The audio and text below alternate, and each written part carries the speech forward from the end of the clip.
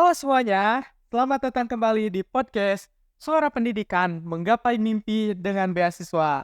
Pada kesempatan kali ini, aku Luki Numal Hakim, Award JPLS tahun 2023.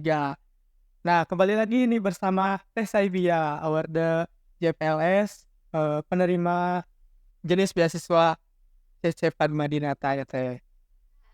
Halo semuanya. Nah, saat kali ini kita akan membahas nih Teh, manfaat beasiswa dalam menurunkan angka putus sekolah. Mungkin kita khususin ya Teh, yang berada di Kabupaten Tasikmalaya. Aku juga kemarin udah ngobrol-ngobrol sama Teh Saibia sebelum ini terkait apa yang terjadi di Tasikmalaya ya Teh. Oke, langsung saja. Apa sih Teh, sebelum ke bahas yang angka putus sekolah nih Teh, perubahan terbesar apa yang Teteh alami gitu, setelah mendapatkan beasiswa dan melanjutkan kuliah? Iya, izin ya, Lucky gitu, aku menjelaskan apa yang terjadi setelah aku Iya dapat beasiswa dan bagaimana keseharian aku di bangku perkuliahannya iya gitu.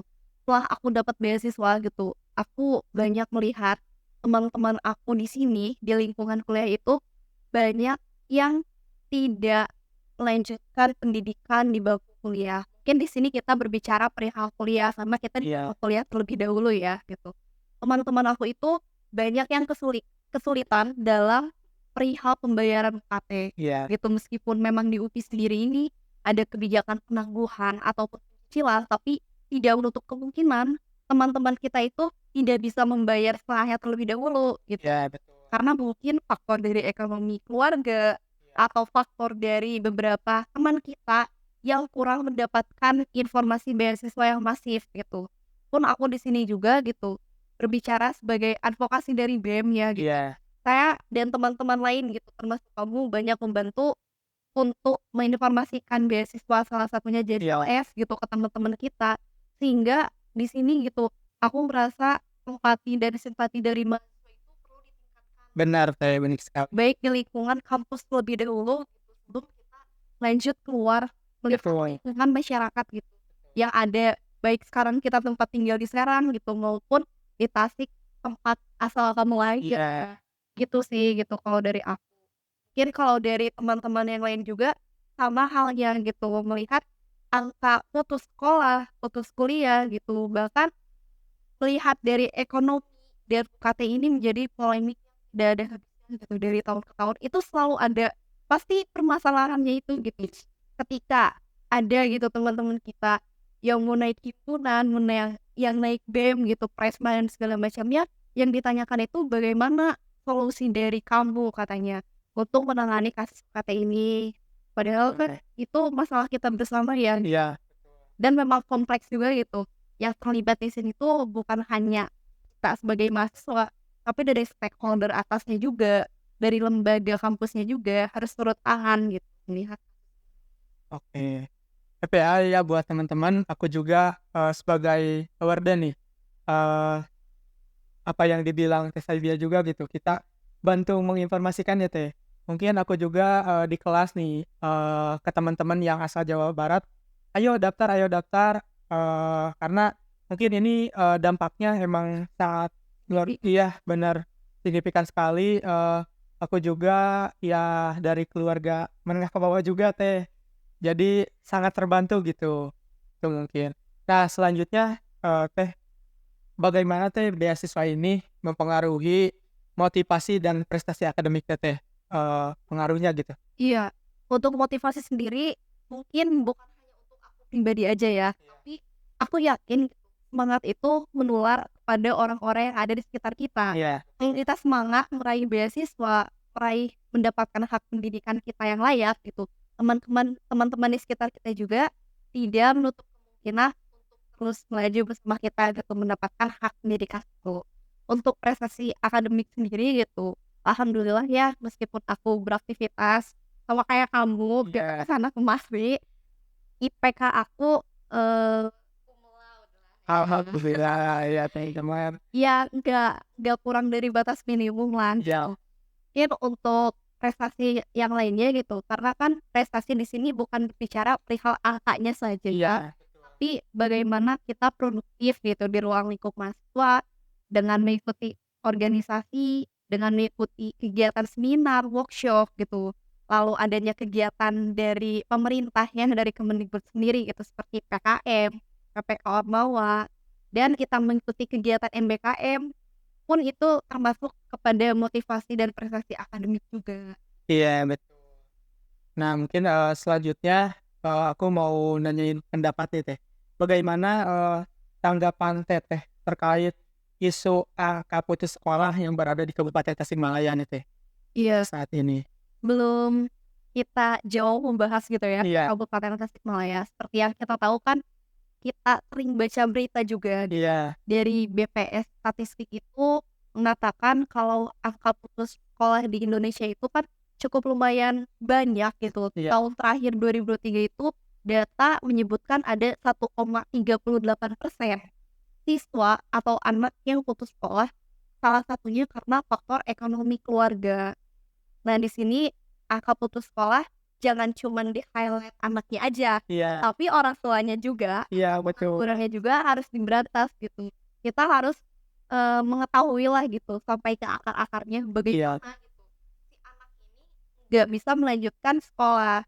Dan gitu setelah baca-baca juga ya gitu, baik dari artikel, berita, jurnal bahwa Provinsi Jawa Barat itu menduduki nomor satu angka putus sekolah yang paling banyak dari Sabang sampai Merauke. iya, Salah satunya penyumbang angka putus sekolah Jawa Barat itu berasal dari KBB Kabupaten Bandung Barat. Jadi sebenarnya kalau berbicara perihal Kabupaten Tasik, bupatinya oke, iya, bisa betul. beratas, Iya, betul. iya bisa menekan angka putus Iya, sekolah gitu. Setelah aku baca juga ya gitu, angka putus sekolah Kabupaten Tasik itu gitu, dari SMA ada 55 orang dan dari SMK itu ada 53 orang dengan kuota atau, kuantitas gitu dari tiap kecamatan yang berbeda-beda. Mungkin, dari kecamatan A, aku lupa nama kecamatannya apa, sorry ya nanti iya, sambil baca-baca juga. iya, Kecamatan A, 0, kecamatan B 0, kecamatan C 1, kecamatan D ada yang unggul banget angka iya, putus sekolahnya gitu, dalam salah satu kecamatan itu.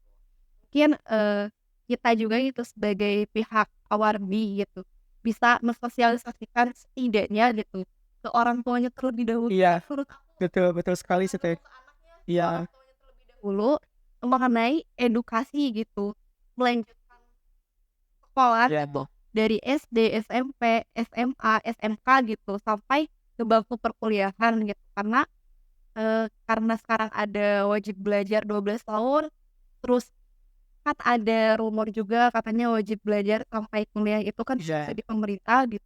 Harusnya sih dari orang tua juga jangan mematahkan semangat dari anak-anaknya. iya, betul sekali sih Teh. Itu yang hal yang paling besar ya gitu ya. Iya.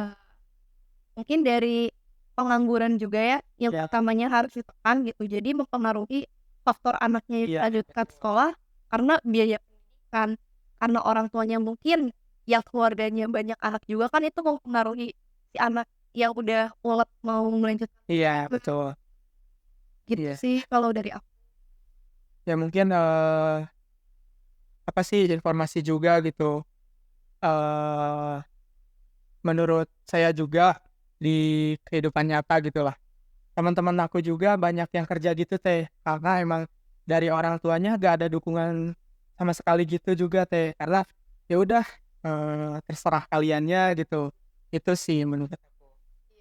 Oke, untuk selanjutnya nih Teh, bagaimana Teteh melihat peran beasiswa dalam mengurangi angka putus sekolah?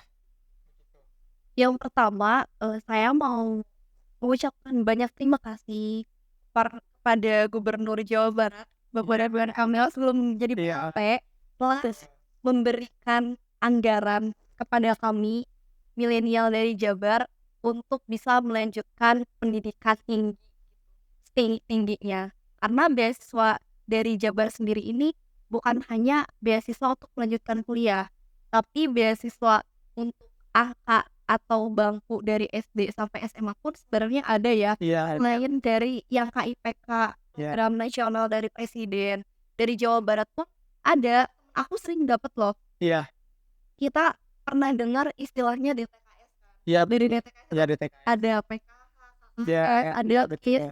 Teman-temanku itu sering banget dapat bahkan dari SD gitu. Jadi tidak ada persoalan seharusnya ya gitu untuk tidak melanjutkan di bangku SD sampai SMA gitu. Lalu aku melihat peran beasiswa di sini tuh sangat besar sekali meskipun secara fakta real gitu belum rata dan menyeluruh. Iya, betul. Dan bahkan gitu, kita tidak boleh menutup mata kalau penerima beasiswa itu seharusnya tidak diberi yang tidak berhak. Maksudnya Iya, betul, betul. kan Iya, gitu, betul, betul ada yang sekali lebih teh. membutuhkan. Iya, Mungkin dari kitanya juga harus mawas diri dan kita perlu mengedukasi juga gitu ke teman-teman bahwa kalau ada kategori yang mengkhususkan untuk yang tidak mampu, iya, itu diberikan saja pada yang layak gitu. iya, Kita yang mungkin ada berprestasi di bidang akademik dan prestasi non akademik bisa mengikuti salah satunya beasiswa yang non akademik yang aktif iya, itu gitu. iya, Selain beasiswa yang aktif juga kan dari JVLS non akademik ini ada beasiswa keagamaan, iya, ada beasiswa keolahraga iya, juga. kesenian juga teh. Juga bahkan gitu dari segala lini sudah dimasukkan ya Iya, oleh pemerintah gitu. Jadi dari yang berprestasi macam-macam kategorinya itu bisa mendapatkan dan tetap melanjutkan pendidikan. oke. Mungkin untuk selanjutnya nih teh, apa rencana ke depan teteh untuk dilakukan gitu? Mungkin untuk kemajuan pendidikan di Jawa Barat aja nih teh, jangan dulu ke kabupaten gitu ya teh. Mungkin kabupaten, itu ke saya juga gitu, karena Oke. saya asalnya dari sana. Mungkin, untuk Jawa Barat juga nih teh, rencana teteh untuk apa ya, yang akan dilakukan untuk Iya. memajukan pendidikan khususnya di Jawa Barat gitu teh. Iya, untuk Jawa Barat sendiri ya gitu. Saya kan bergerak di bidang media sosial juga, Iya, betul. bidang maritim lah gitu. Gimana caranya kita mengedukasi selain masyarakat Jawa Barat, kita mengedukasi teman-teman di luar Jawa Barat juga gitu.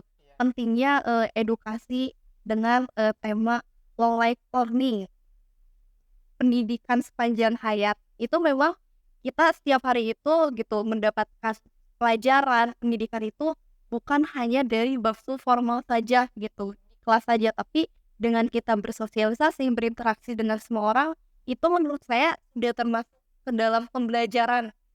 Nah, mungkin untuk spesifiknya kepada Jawa Barat gitu ya, saya kan tergabung dalam sebuah komunitas maritim, Iya, Ocean yang buat gitu, yang mana sering bergerak di sekitar pesisir Jawa Barat.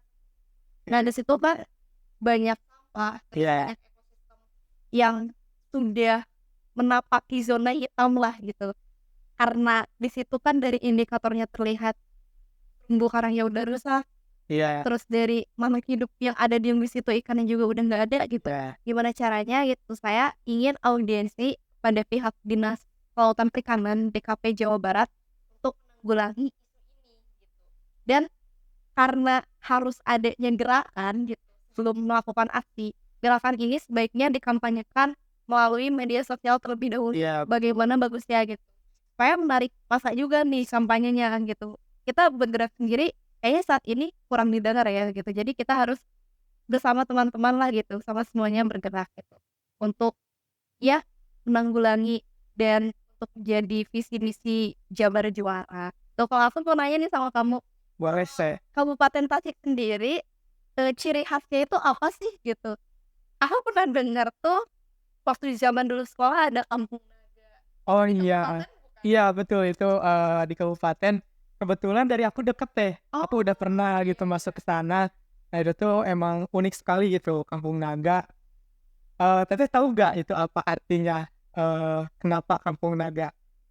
kenapa tuh? Aku nggak tahu. Iya, kalau orang Sunda pasti tahu nih, itu tuh sebenarnya Kampung Naga itu kayak apa ya, eee, dari tempatnya aja sih teh, Kampung Nagawir, itu tuh.